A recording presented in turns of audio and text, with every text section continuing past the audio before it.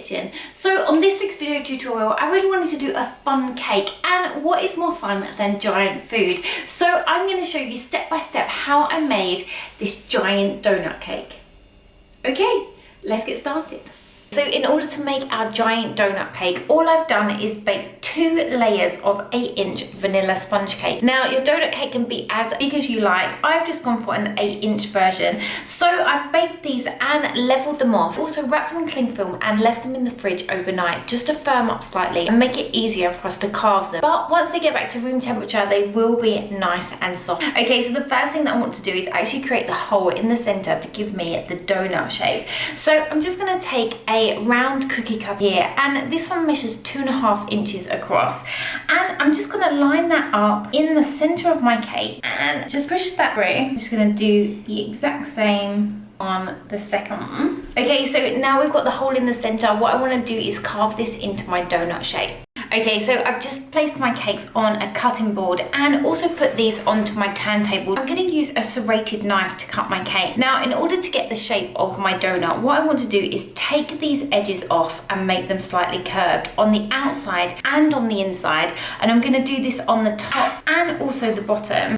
So I'm just starting from the center of the cake and just pulling that knife down just to take off those sharp edges and get this curve. And once you're happy with this outside edge, I'm just going to do exactly the same to that center, just to soften that edge up. Okay, so once you're happy with the shape from the top, all I'm going to do is actually turn it over and just work on these bottom edges. So they don't have to be as curved, but I just want to take that sharp edge off the bottom just so we can slightly tuck in the icing when we cover it. And I'm going to do exactly the same to the inside, but I am going to keep the bottom of the cake flat, whereas on the top it's slightly curved, and this will just allow it to sit on the cake board. Okay, so once you've gone around the whole of your cake and you're happy with the shape, the next thing that I'm going to do is just fill this with buttercream and give it a crumb coat just to lock in all of those little bits of cake. So all I've done is just create a batch of vanilla buttercream. Now this one I've coloured in a rose pink colour, and just fill that inside. I'm then going to place my top half back on and make sure that that is in the right place,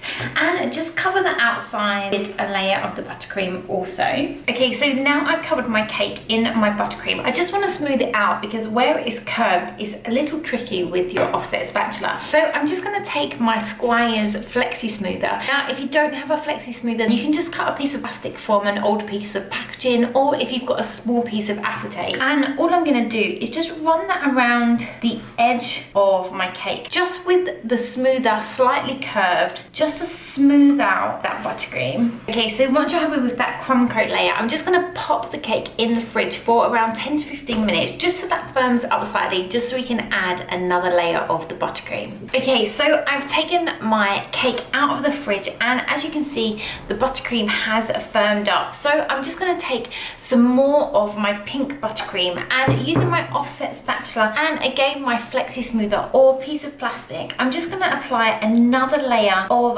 buttercream to our cake. And I want to make this layer as smooth as possible, just to give us a great base to add our icing or fondant.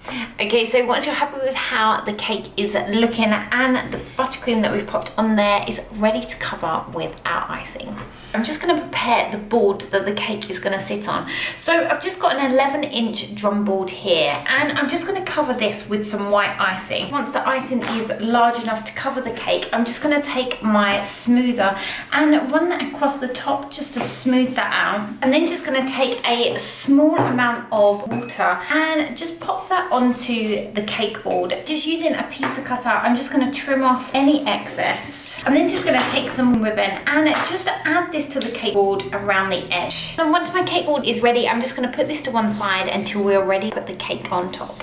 Okay, now to cover my cake, I've got my icing or fondant here, and I've just coloured this with some Wilton Ivory mixed with a tiny bit of the Sugar Flare dark brown to give us this nice donut shade. I want to cover my cake, but I'm actually going to do it in 2 parts. So first of all, I'm going to cover this inner center here, and then I'm going to cover the whole outside. Now the join is going to be covered with some decorative icing that we're going to put on the top. So I'm going to start off with a small amount of that ivory icing and just roll it out to a thickness of around 3 millimeters. Once that's rolled out, what I want to do is cut a strip big enough that it will fit the inside. So I'm going to trim that off, and I've just got my circle cutter that I originally used. Now I'm going to take a small amount of ribbon and just work out how long the piece of icing needs to be in order to fit inside the cake. I'm then just going to pick up my piece of icing and bring my cake back in and just place that in the center, just pushing that flat against the side of the cake.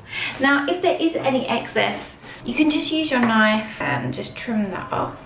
Okay, so now we've got the center of the donut covered. I want to cover the outside. So I'm just going to roll out my icing big enough to cover the whole area. I'm just going to run my paddle over the top, just because it's a lot easier to smooth the icing here if there are any marks. So once it's ready to lay on the icing, I'm just going to take another one of my circle cutters. Now this one is around 2 inches in diameter, and I'm just going to cut a circle out from the center.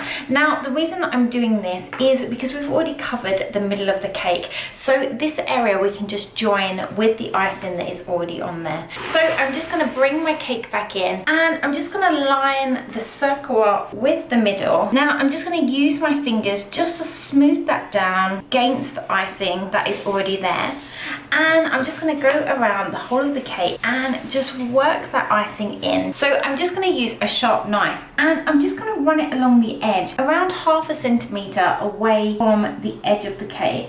So at the bottom of the cake, where we've got this slight overhang, all I'm going to do is just take my knife and just push that icing into the bottom of the cake. Now because the cake is curved and we cut a section out, this is just going to push that icing into that gap. So once your cake has been covered in the icing, all I want to do is just give it some depth and make it look a bit more realistic. I'm going to use an airbrush just at the top section and the bottom section, but leave this light ivory in the center to make it look more like a donut.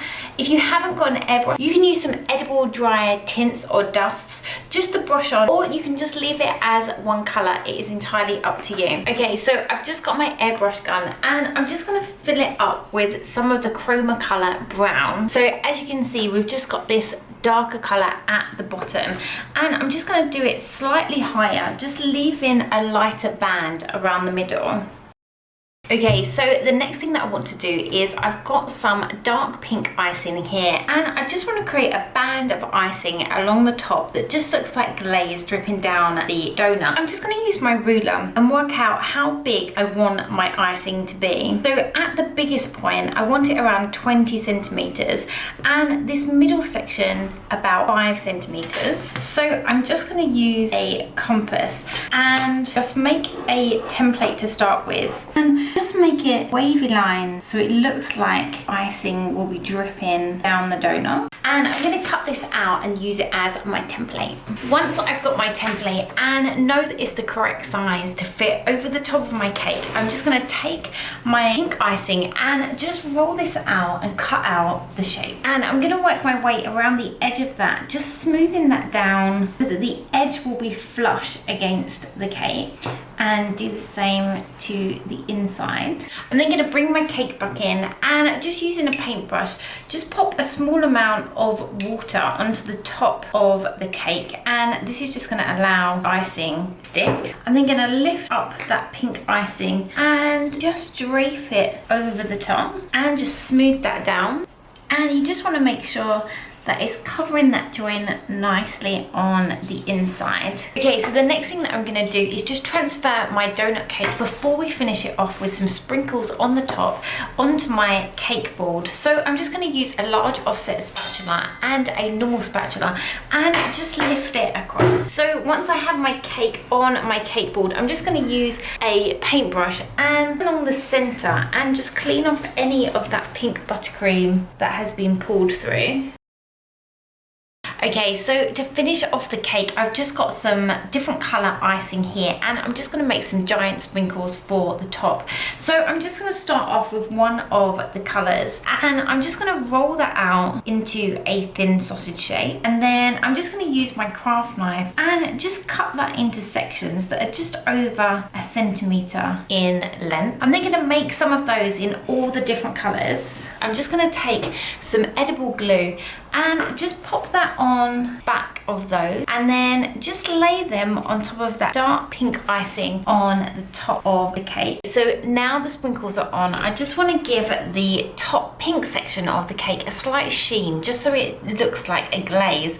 So I've just got some Squire's confectioner's glaze here, and I'm just going to brush that over the top of the dark pink, and when this dries, this is just going to leave a slight sheen over the top so it catches the light. So here we have the finished giant donut cake. I really hope you've enjoyed this video tutorial and will enjoy making your own giant donut. If you have, then don't forget to give this video a like, and if you haven't already and you'd like to see more videos like this, then don't forget to subscribe to the channel. You can also hit the notification bell next to the subscribe button, and this will just alert you every time a new video is uploaded. I'll also put a link in the description below to all my social media so you can follow me there, plus a link to my blog where you'll find a list of all the tools that I used in today's video. Until next time, bye!